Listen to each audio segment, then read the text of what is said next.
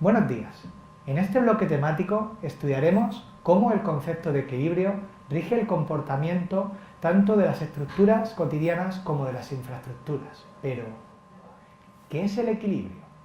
Según el diccionario de la Real Academia Española, el equilibrio es un estado de inmovilidad de un cuerpo sometido a dos o más fuerzas. Por ejemplo, si nos fijamos en el chico de la fotografía, podemos ver cómo está contrarrestando la acción de la gravedad para no caerse al pasear por el raíl de una vía. Vemos, sin embargo, que no camina de forma normal. Por ejemplo, lleva los brazos estirados y el tronco doblado. A lo largo de este módulo veremos que la posición que adopta el chico de la fotografía para no caerse es necesaria para satisfacer unas condiciones de equilibrio, concretamente de equilibrio de fuerzas horizontales, fuerzas verticales y equilibrio de momentos. Vamos a analizar los dos equilibrios de fuerzas mediante este ejemplo. En la fotografía vemos un hombre que está tratando de empujar una roca para subirla rodando por una pendiente. Vamos a fijarnos en las fuerzas del sistema. Para ello vamos a disponer dos ejes, X e Y. Consideramos las fuerzas de eje X como fuerzas horizontales y las de eje Y como fuerzas verticales. Si nos fijamos en las fuerzas horizontales, vemos que el hombre ejerce una fuerza F1 sobre la roca y que esta a su vez ejerce un rozamiento F2 con el suelo. Por tanto, por nuestras vivencias sabemos que cuesta más empujar un objeto cuanto mayor es su peso y que también es más fácil deslizar un objeto por un terreno liso, como por ejemplo el hielo, que por un terreno rugoso, como por ejemplo la arena. Por este motivo, en este ejemplo, la fuerza de rozamiento se puede calcular como el producto del peso de la roca, P, por el coeficiente de rozamiento, también conocido como mu, que depende del grado de rugosidad del terreno. Obviamente, cuanto más rugoso sea este material, mayor será mu y viceversa. En este ejemplo, podremos decir que el sistema está en equilibrio de fuerzas horizontales si la suma de todas las fuerzas horizontales es igual a 0. O dicho de otra forma, si F1 y F2 son iguales.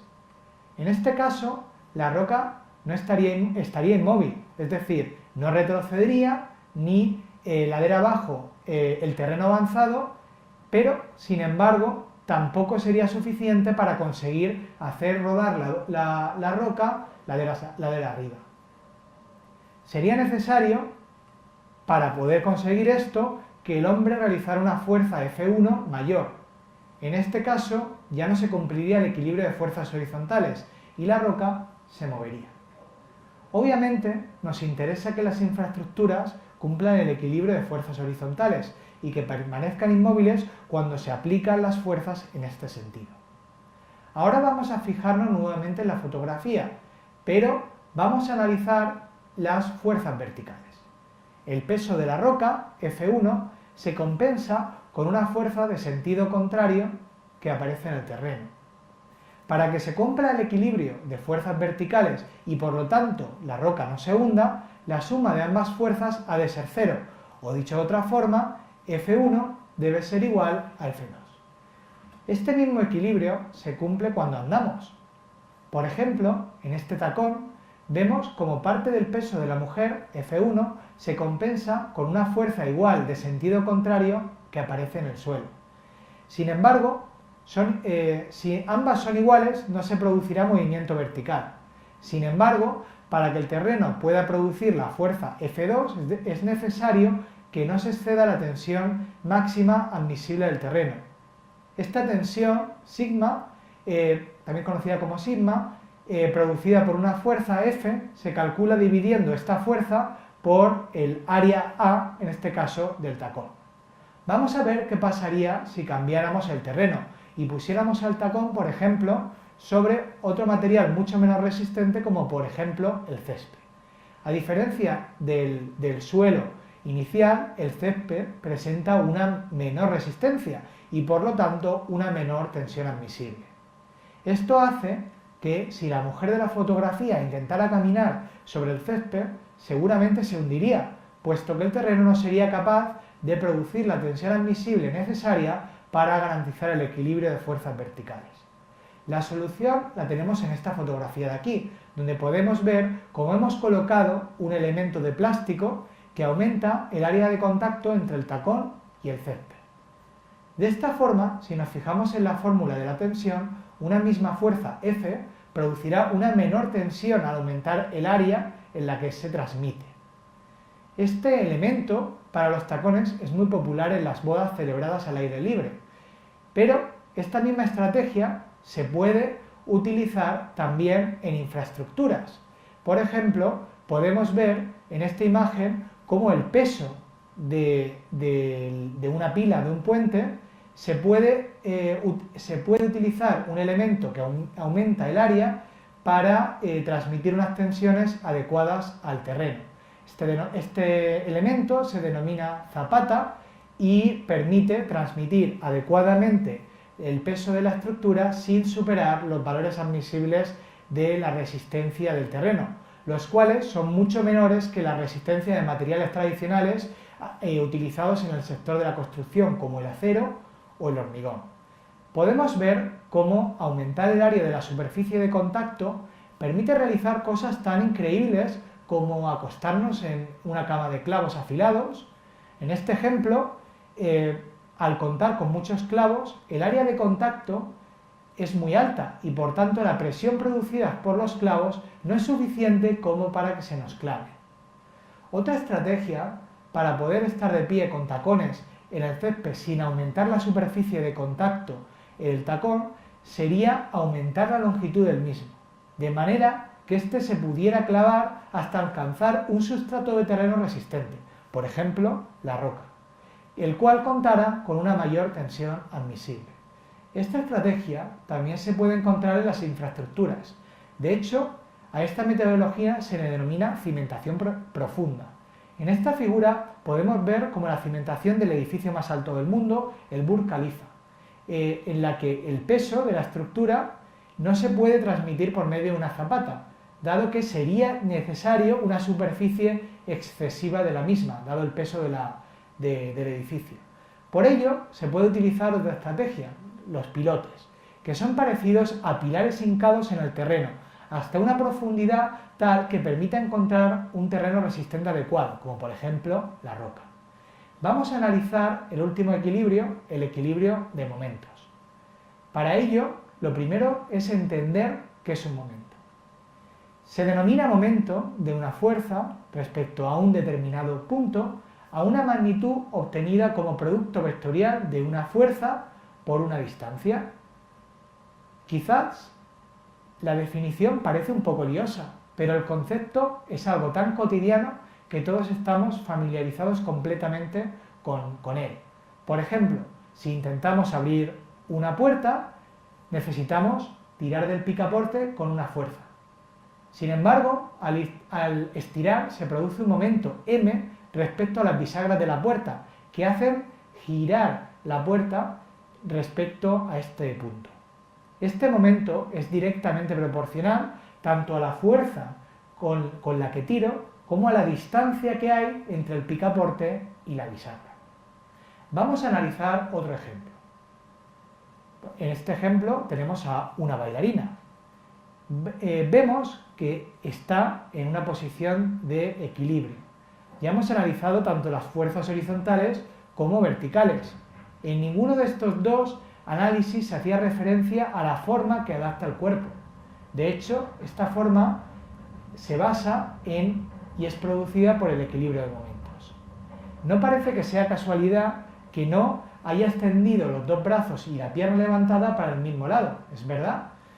En este caso, el punto de rotación es el contacto entre la zapatilla de la bailarina y el suelo. La mitad izquierda del cuerpo de la bailarina produce un momento m1 respecto al punto que se equilibra con el momento que produce la parte derecha del cuerpo. En este caso, podemos decir que el equilibrio de momentos, que hay equilibrio de momentos si la suma de momentos es nula, o dicho de otra forma, si m1 y m2 son iguales. El equilibrio de momentos también se debe cumplir en todas las infraestructuras. En esta imagen podemos ver el proceso constructivo de un tablero por avance en voladizo. En este procedimiento se van construyendo simétricamente tramos sucesivos de tablero de ambos lados de la pila. De esta forma, los momentos flectores de ambas partes del tablero, parte izquierda y parte derecha, están compensados y se cumple, por tanto, el equilibrio de momentos flectores. Vamos a analizar cómo se produce exactamente el equilibrio de momentos y qué factores dependen del mismo. Para ello vamos a centrarnos en el ejemplo de este balancín para niños. Podemos ver que, al igual que en los casos anteriores, se producen dos momentos, M1 y M2, respecto a un punto de giro. En este caso, la conexión del balancín con el terreno representa este punto de giro. Sin embargo, vemos que debido a que el niño está más bajo, no se cumple el equilibrio de momentos, debido a que M1, producido por el niño, en la parte izquierda de la fotografía, es mucho mayor que el momento M2, producido por la niña en la parte derecha de la imagen. Cada uno de estos momentos se puede calcular como el producto del peso de los niños, F1 y F2, respectivamente, por la distancia desde el punto de rotación al asiento de los mismos. En esta distancia se le denomina de 1 y de 2, respectivamente. En la imagen podemos ver cómo, pese a que las distancias del punto de rotación de ambos niños son prácticamente iguales, el peso de los niños no lo es. Por este motivo, F1 es mucho mayor que F2 y, por lo tanto, el momento producido por el niño, M1, es mayor que el momento producido por la niña, M2. Esto hace que se desequilibre el sistema y que el niño baje hasta alcanzar el suelo. Si tuviéramos el mismo peso, ambos estarían suspendidos sin tocar el suelo. Este principio es el que rige el funcionamiento de estructuras tan cotidianas como las básculas romanas. En estas estructuras se utiliza el equilibrio de momentos para pesar objetos de una forma rápida, cómoda y precisa. En este caso contamos con un punto de giro central y dos pesos colgados a ambos extremos de este.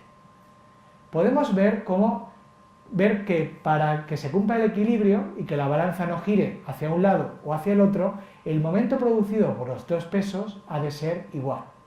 De esta forma se puede calcular el peso F1 de cualquier elemento dispuesto en la cesta mediante esta fórmula.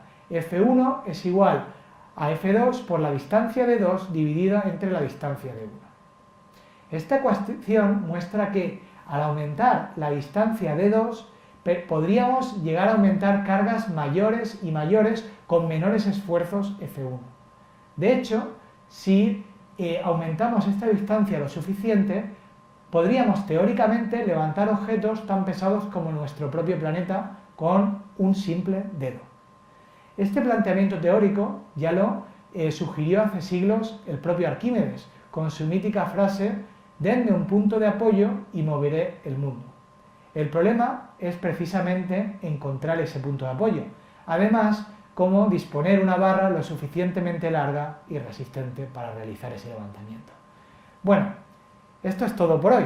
Muchas gracias por vuestra atención. Nos vemos en el próximo vídeo, donde analizaremos los principales mecanismos que rigen el comportamiento de las estructuras cotidianas. Muchas gracias.